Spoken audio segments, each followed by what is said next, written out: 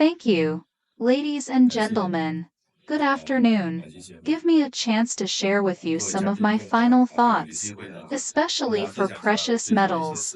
Recently, our views on the two-tier market in China are high-risk online computers every day, so we are happy to talk about it today. You are very happy now because precious metals are the last one.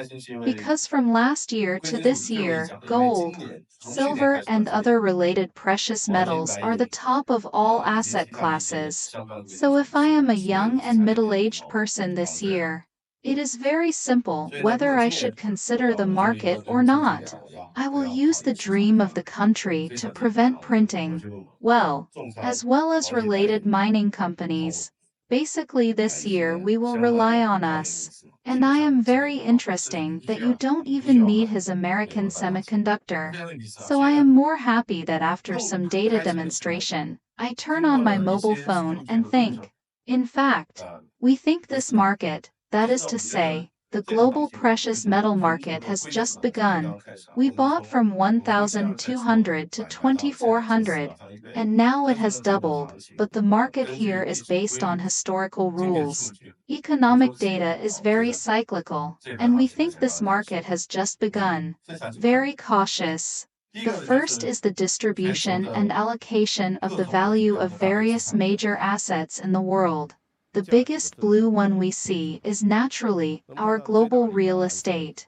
China's real estate is about 4 million to 500 trillion, which should be the largest asset class in the world. In addition, we see other global stock markets, right? The United States is about 50 to 60 trillion dollars. Such a scale. Forestry assets, bonds and gold. The smallest one is gold, which is very interesting, because among all the major central banks in the world, gold is an important reserve asset. And the People's Bank of China has increased its holdings of gold assets for 18 consecutive months. But even so, China's private gold reserves should be similar to those of the central bank. So even if we buy it, we humans have been buying and hoarding it for thousands of years. But let's take a look at the value of our gold. It's actually the smallest asset category, so even if you look at the development of the global economy and the amount of money printed, take the United States as an example from 2020 to now. The amount of money printed in the United States has increased by 2%, which is equivalent to all the broad money printed in the past 200 years since the founding of the United States. So the dollar is relative to gold after the collapse of the Bretton Woods system in the 1970s. Now, the purchasing power of the US dollar relative to gold has dropped by about 40%. The renminbi has dropped by 99%. It's very interesting. So even so, we see that gold, as a very important reserve asset, accounts for a very small proportion of the allocation in the whole economic system, far less than real estate and other valuable securities. Let's take a look at the household sector. Just now we talked about the whole macroeconomy. The household sector is basically the same as the main macro top-down distribution. Basically, the largest is our real estate, other stocks, bonds, and other financial products. The special place in China is the yellow part of household real estate. Chinese households and real estate account for nearly half or more of the asset allocation of Chinese households. I believe that the asset allocation of households in first-tier and second-tier cities may be 87,810% in real estate. So that's why we think that the way of asset allocation is very concentrated, and the risk is very high, which also completely exposes one of the biggest problems we encounter in the economic cycle. That is to say, let's take a look at our real estate bubble problem. We can often see it in academia. We compare what we experienced after the bubble burst in China and Japan in the 1990s. What we show on that chart is the change of leverage in the non-financial sector of China and Japan. The yellow line is what we see in Japan from the highest lowest point in the 1990s to now. From the 1970s to the present, the leverage ratio of the entire financial and non-financial sector can be seen. In 1990, when Japan's financial and non-financial leverage ratio reached its peak, it was also the peak of Japan's real estate bubble. It collapsed in December 1990. From 2004 to 2014, Japan's three-arrow policy was officially introduced, which happened to be due to the earthquake in Tokyo in 2012. It gritted its teeth and carried out an unprecedented three-arrow plan. After it came out, we saw that the leverage ratio of the non-financial sector began to rise, which also meant that Japan's economy slowly came out of the shadow of the real estate bubble in that year. It took more than 20 years from 1990 to 2012. This is the situation in Japan. The bright blue line on the chart is the leverage of China's non-financial sector. Let's take a look. Basically, its trajectory is exactly the same as that of Japan. By 2021, it reached a peak around 22 years and began to decline. So what we are experiencing now has a lot to learn from the situation in Japan. It took Japan about 20 years to get out of the shadow of real estate. I hope that China's deleveraging and debubbling process, but from the early stage of leveraging from the 1980s to 2020, in fact, we are similar to the process of leveraging in Japan from the 1970s to the 1990s. There is no difference. Let's look at the productivity cycle again. We all know that the economy needs to develop. Labor productivity needs to be improved. Population multiplied by labor productivity plus the improvement of the comprehensive labor productivity of people and capital, forming social progress. Well, it is often said that we have a Chinese miracle. The Chinese miracle is very simple, that is, China's population has risen from 400 million to 1.4 billion. After the reform and opening up, let's take a look at our labor productivity.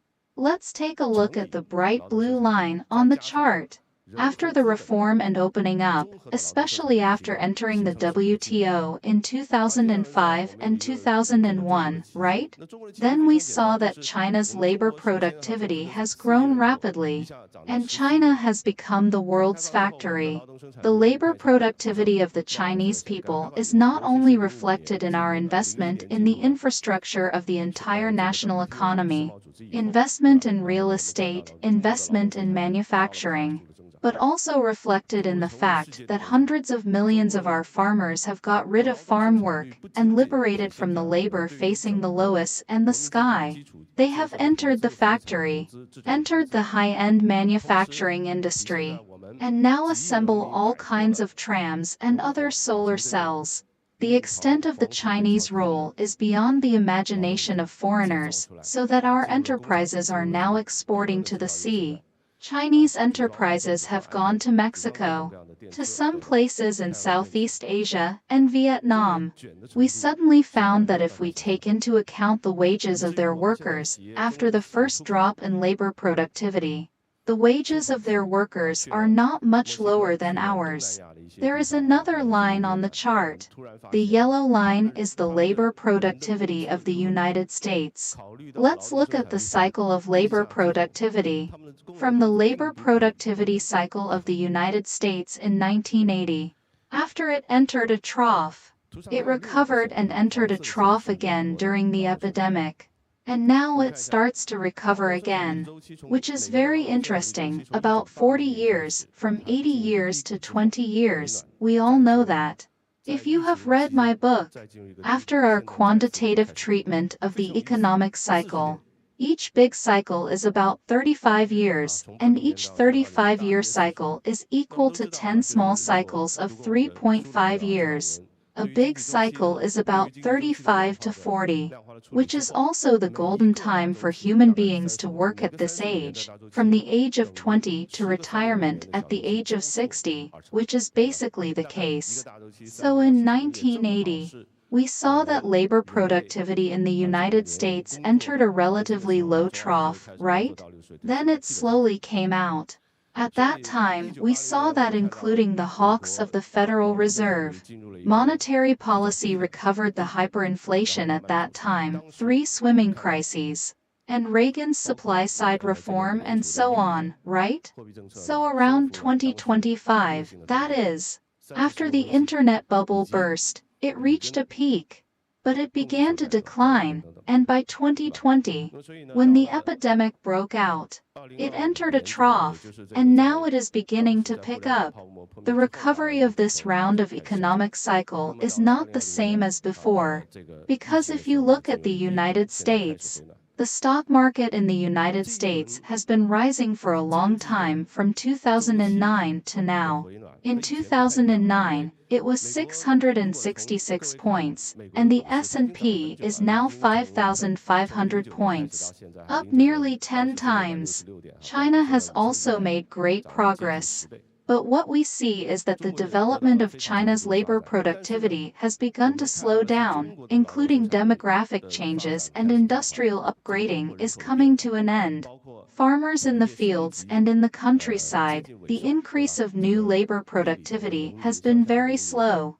Now when we go back to the countryside, we see that only old people, children, women and men who can work in the village are working hard in the city. So we can see that our biggest blue line now is the cycle of labor productivity in China. The biggest challenge lies in the aging of our working population and the further improvement of labor productivity. It has a bottleneck. The United States is likely to start to rebound from the bottom under the new wave of artificial intelligence and semiconductor revolution. So this is good news for precious metals. If you look at this chart, there is also a blue-green line. The blue-green line is what we do, such as large and medium-sized precious metals, gold, silver, and so on. It is a comprehensive price curve of these precious metals. The blue-green line. When we lag this cycle, that is, the price cycle of our precious metals, by 1 to 2 short cycles, that is, by 7 to 10 years, we can see their high peaks and troughs and this labor productivity cycle. That is, the ups and downs of the economic cycle are basically consistent, which is absolutely not a coincidence.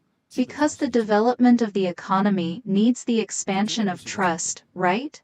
The first trough appeared in 1980, after the collapse of the Bretton Woods system and the recovery of inflation by the Federal Reserve. At this time, we saw that the economy began to move forward. So as the economy expanded, the demand for credit and the demand for money supply increased. As we mentioned just now, gold has been the reserve of our central bank for thousands of years in history. One of the reserve assets. If the monetary base of your central bank began to expand, because the development of the economy needed credit to begin to expand, then naturally, the proportion of gold as a reserve asset in the whole monetary body would inevitably rise. It's as simple as that, but only when it opens. We have the production of gold at the beginning. The annual production of gold is limited. The gold that can be dug out is limited. And the precious metals that can be dug out are limited, such as China.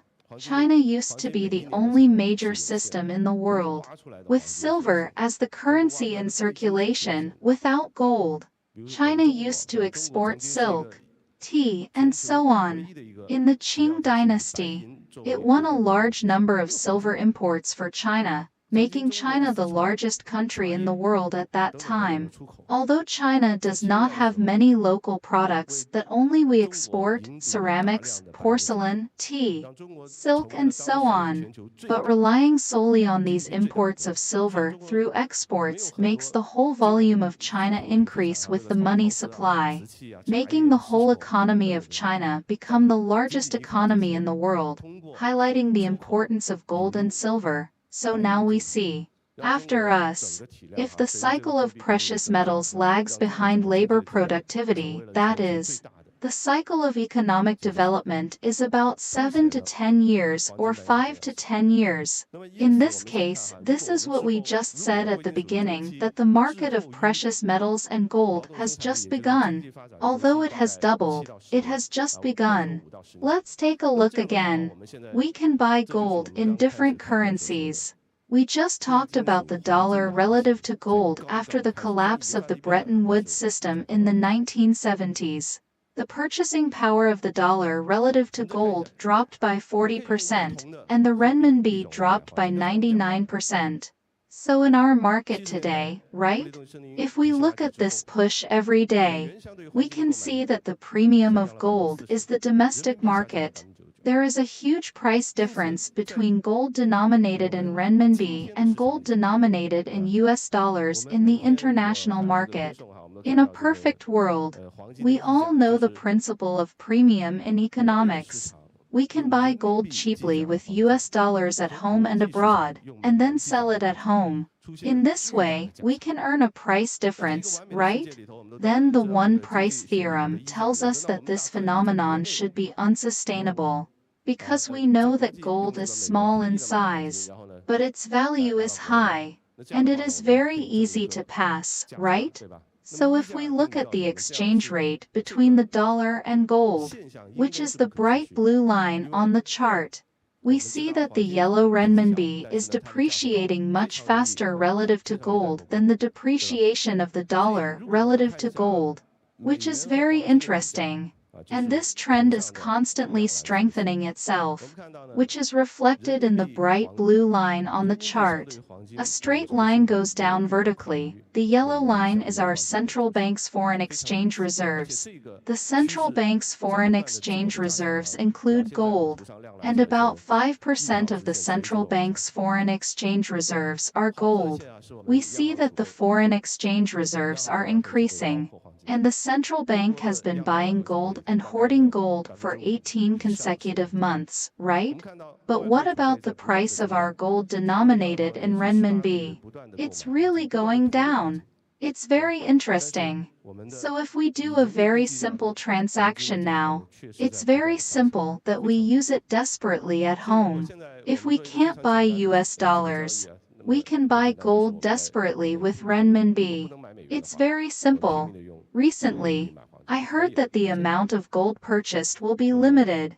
I don't know if it's true. So this highlights a huge gap between the supply and demand of gold in China's domestic market. The demand is very high, but the supply is far behind the demand. Let's take a look at the two major gold price trends. The blue line is the last time we saw the huge bull market of gold. The yellow line is the bull market of gold we are experiencing now. Let's take a look at the current bull market of gold relative to the previous bull market of gold has a very high degree of fit, right? The historical background, economic cycle and currency in the two gold bull trends are basically the same. Therefore, it shows the trend from the market price, because the price reflects people's expectations and reflects various macro variables in the economy. So we can see that the bull market of gold in this round has basically gone by 1/3, which means that it has not yet entered an absolute climax at the beginning. It will rise in this round, and everyone does not believe it. Yesterday I asked if it was $3,000 an ounce. I think this imagination is a little bit too small. We should imagine boldly.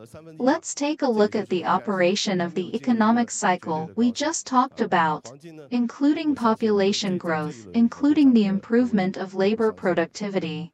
Just now we talked about labor productivity. China's labor productivity has also encountered a bottleneck of growth. It has been slowing down and has not found a new starting point. The United States has found it. The United States may have found semiconductors and diet pills. Therefore, the labor productivity of the United States is constantly improving. At the same time, the United States is a country with a population of 4.4 billion. Every year, illegal and legal immigrants are about 4 million. That is to say, the population of the United States.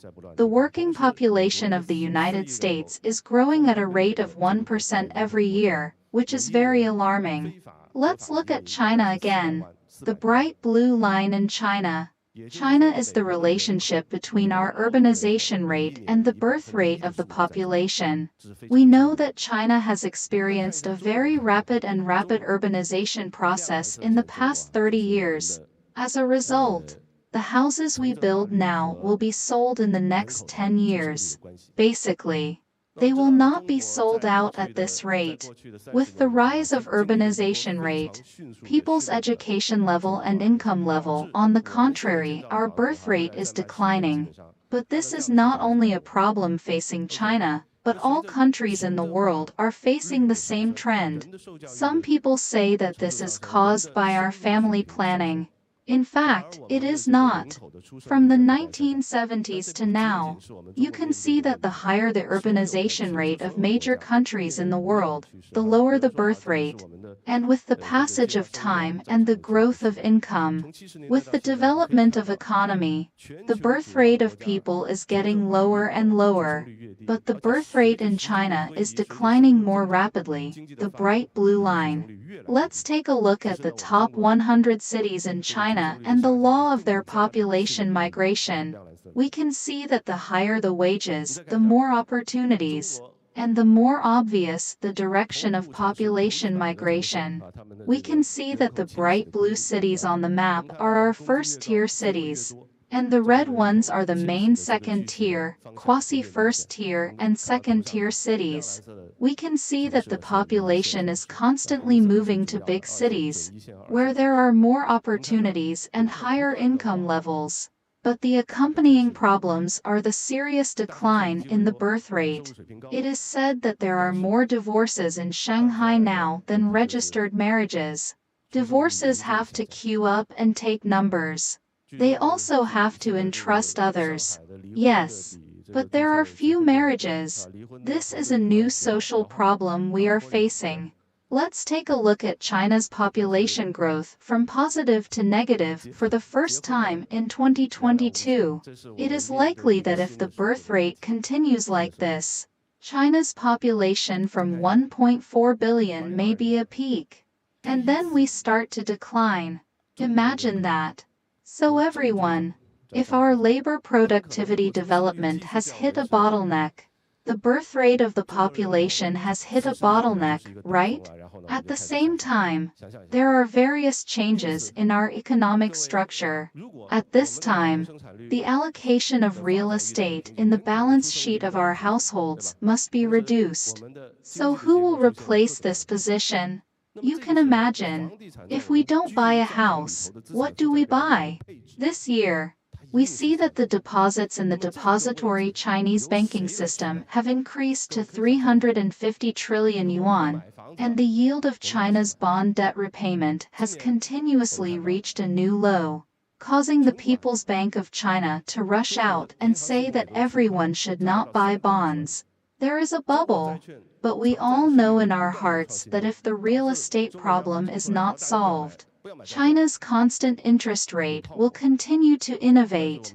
So this is a series of population growth we are facing now. Let's take a look again. In 2010, there was a very hot topic in our academic circles, which was called the Lewis turning point in 2010. What does it mean?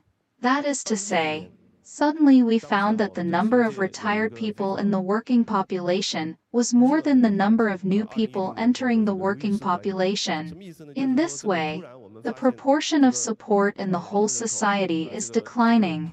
That is to say, our retirement, right?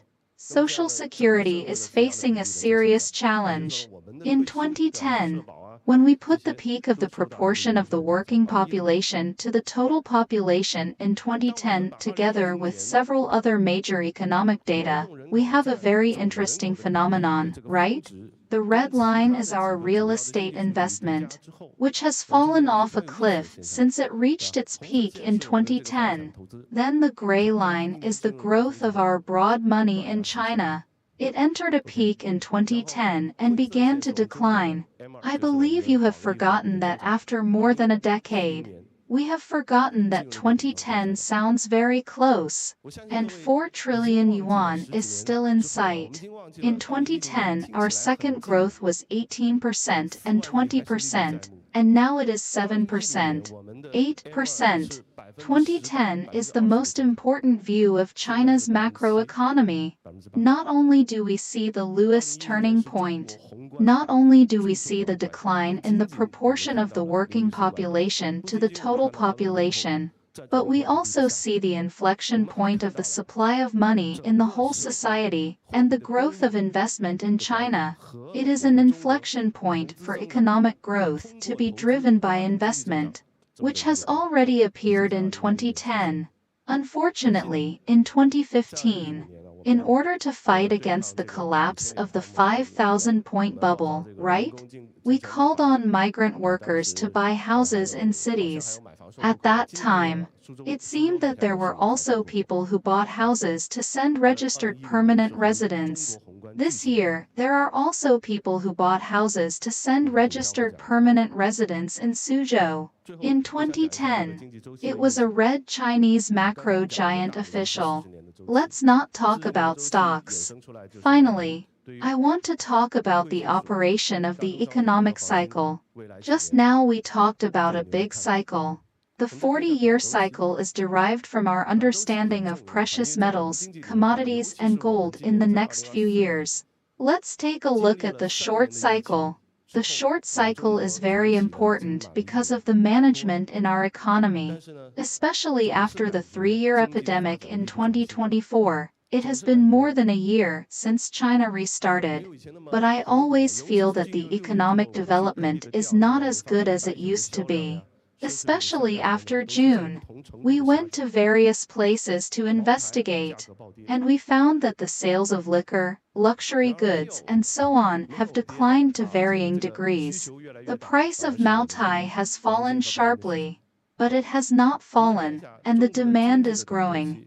On the contrary, it is our demand for gold and silver. Let's take a look at the short cycle of China's economy.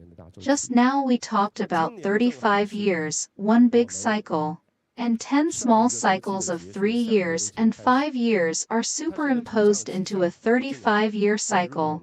This year is just the end of our last cycle. The beginning of the next cycle is a connecting year, right? If we take 2023 as the first year, the epidemic in China will be lifted and restarted in 2023. Then the phenomenon we see this year is that through the fitting of macro data, we can see that this year, whether from the time point or from the fluctuation of our macro data, we can see that this year's yellow line and blue line, we see that this year is in a year of going up from the low point of repair. Therefore, in the first quarter of 2024, China's economic data exceeded expectations by a large margin, and in April and May, we even had a very good rebound in the stock market. But now we are in a dull situation, because the real estate problem has not been solved, because maybe everyone is still waiting for the convening of important meetings, waiting for the policy to come. I hope the meeting can give us more investment and future guidance, and teach students. So although our economy is repairing and bottoming out, it is very difficult to bottom out. But we see that the strength of its rebound is limited. The sustainability is not good, and we see that the stock market is conservative every day, protecting 3,000 points. Let's take a look at the United States, which is very interesting. The yellow line and the blue line are the semiconductor cycle in the United States. We use the shipment orders of semiconductors in the United States. shipping costs, and so on. We draw up the semiconductor cycle in the United States, which is basically a cycle of 3 to 4 years. We see that after the artificial intelligence revolution in the United States last year, now we see a straight line going up, which shows that the recovery momentum of the economic cycle in the United States is very strong. This may also be one of the reasons why global capital continues to flow to the United States. So for the semiconductor cycle in the United States, we see that when it goes up when it reaches its peak, it will generally stay at the peak for a period of time. So it is obvious that we are now seeing this wave of semiconductor market, including Nvidia, Qualcomm, and so on. The market of these stocks is far from over. Well, finally, I would like to share a more complex chart. China's economic cycle. China's economic cycle used to be driven by the cycle of real estate investment. It is very simple, because all real estate accounts for 1/3 of China's economy. Now it may be much smaller, but it accounts for 1/3 at the peak. Therefore, real estate investment generates demand for new credit. People buy houses, generate demand for new credit, as well as derive demand for consumer goods such as cars and furniture. Therefore, to understand China's economic cycle, we have to start with the inventory cycle and investment cycle of real estate. Let's take a look at China's economic cycle we just talked about. This round of economic cycle, it is in a bottoming rebound stage, so we can use other cross-sectoral economic data. We fit a curve of China's economic cycle, which is the bright blue line on the chart. Let's take a look. Basically, every 3 to 4 years, China's economic cycle goes from a low point to a high point, and then back to a low point. We are now at a low point. It is the rightmost side of the chart. At the same time, when we compare the curve of China's economic cycle with the data of other macro sectors, we can see the above chart, including our rebar and our stock price, including the price yield of our bonds, including the overall earnings of our listed companies, the value of earnings per share, and so on. We all see China's macro data in the economic cycle. At the same time, there are regular cross-sectoral, with the established time rhythm moving in the same direction. Now basically all the macro data are at a cyclical low. As you can see, on the far right of this chart, there is a saying in China that the worst comes to the best. Now we may be in a very confused time, because at the bottom of the cycle, we are waiting for policies, finance, monetary to rekindle the cycle. I believe that the trend of the whole market also reflects our confusion at this stage. But the most important thing is that the most obvious investment opportunity at this stage is the constant tumor of precious metals brought about by falling interest rates. I hope that China's economy will perform in the second half of the year. With economic growth, the demand for monetary credit and precious metals will continue to increase, not only for hedging and investment, but also for economic growth to increase precious metals as the base currency. Okay, it's time for my speech. Thank you.